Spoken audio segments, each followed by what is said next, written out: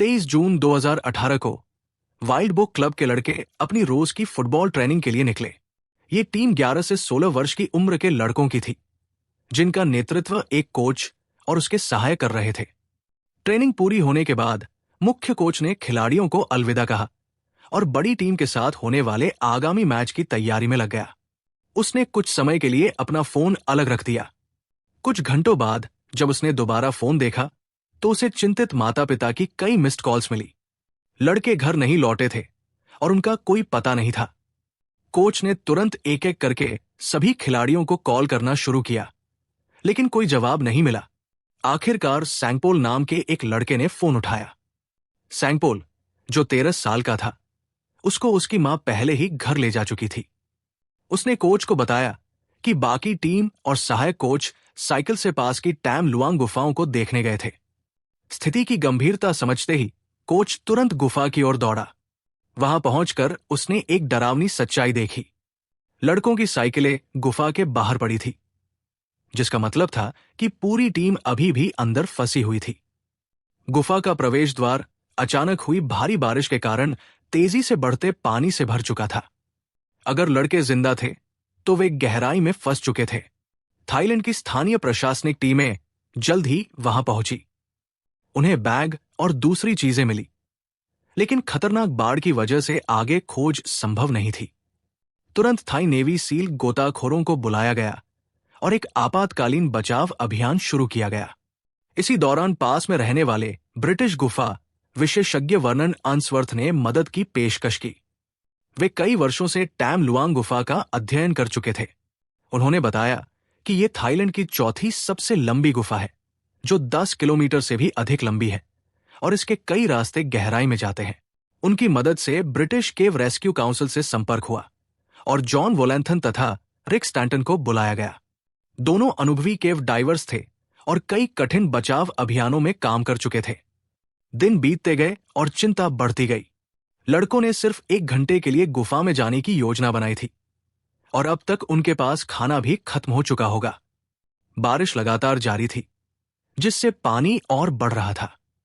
Thai navy seals को बहुत मुश्किलों का सामना करना पड़ रहा था और शुरुआत में यह संदेह था कि ब्रिटिश गोताखोर क्या अलग कर पाएंगे।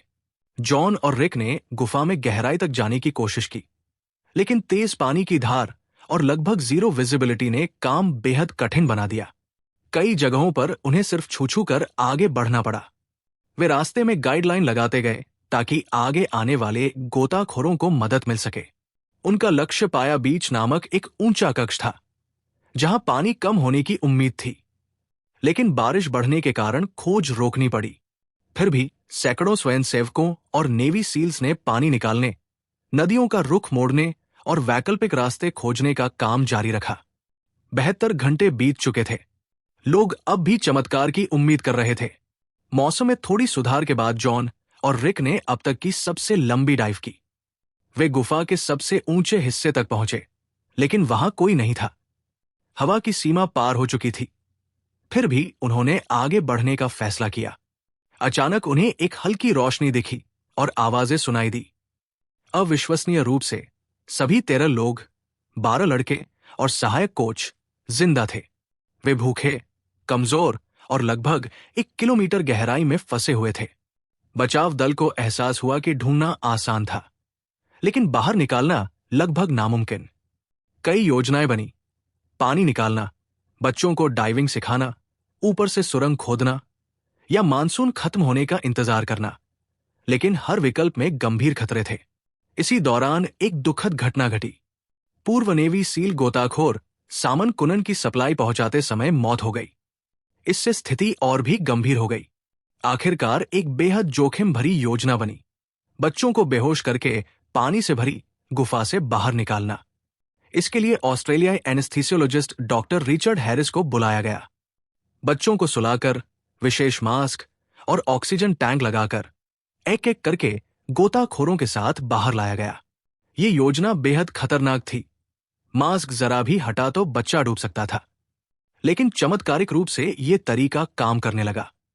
पहले दिन 4 बच्चे, दूसरे दिन 4 और आखिरी दिन बाकी 4 बच्चे और सहायक कोच को सुरक्षित बाहर निकाल लिया गया। पूरी दुनिया ने राहत की सांस ली। हालांकि इस मिशन की कीमत भी चुकानी पड़ी। एक और थाई नेवी सील अधिकारी बीरुट पागबारा की 1 साल बाद संक्रमण से मृत्यु हो गई। ये एक ऐसा बचाव अभियान था जिसने पूरी दुनिया को दिखा दिया कि असंभव भी संभव हो सकता है।